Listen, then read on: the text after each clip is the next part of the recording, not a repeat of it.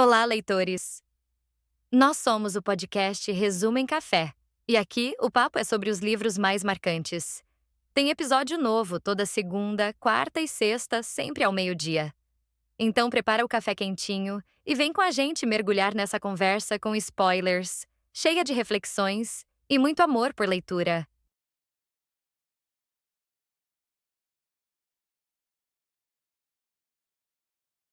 Olá, vamos direto ao assunto hoje. A gente vai mergulhar nos trechos de Conversas entre Amigos da Sally Rooney.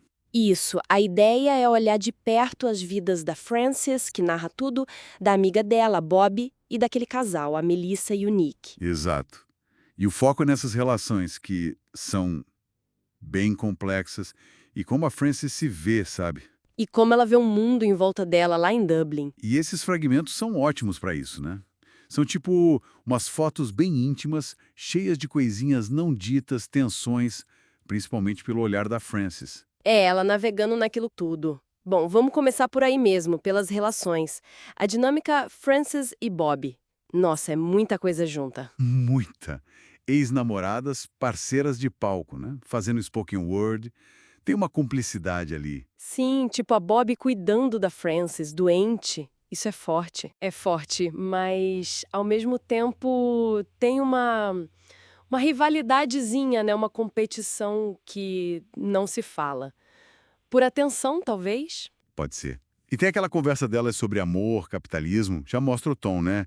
Bem crítico. Totalmente. E essa complexidade, ela não fica só entre as duas, ela se espalha quando a Frances começa o caso com o Nick. Ah, sim. O caso secreto. Tudo por e-mail no começo, né? Exato. E é interessante que a Frances logo de cara já saca uma dinâmica de poder ali. Ela se sente meio sem poder nenhum, ela diz. É. E a coisa fica mais densa quando lhe conta da depressão. Aí mistura tudo pra Frances, né? Dor, prazer, uma confusão. Uma confusão total. E o pouco que a gente vê do casal Melissa e Nick, já dá pra sentir que o casamento deles também tem suas rachaduras, seus segredos. Com certeza. E aí, tudo isso parece que empurra a Frances para dentro dela mesma, para pensar na própria identidade. Sim, força ela a se confrontar.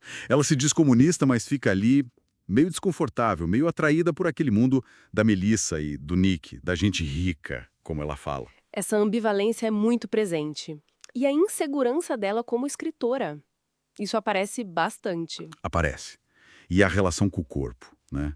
Que é super complicada. Aquelas dores horríveis, que depois a gente entende a endometriose, e ela até se machuca de propósito às vezes. É pesado. Parece que tem um buraco entre como ela se vê por dentro e como ela acha que os outros a veem. Nas fotos, o pessoal do trabalho. É um contraste grande, né? Especialmente se comparar com a Bob. Exato. A Bob parece ter uma segurança, né? Transita melhor nos lugares, parece pertencer. A Frances admira isso, mas talvez tenha uma pontinha de inveja. Não sei. É.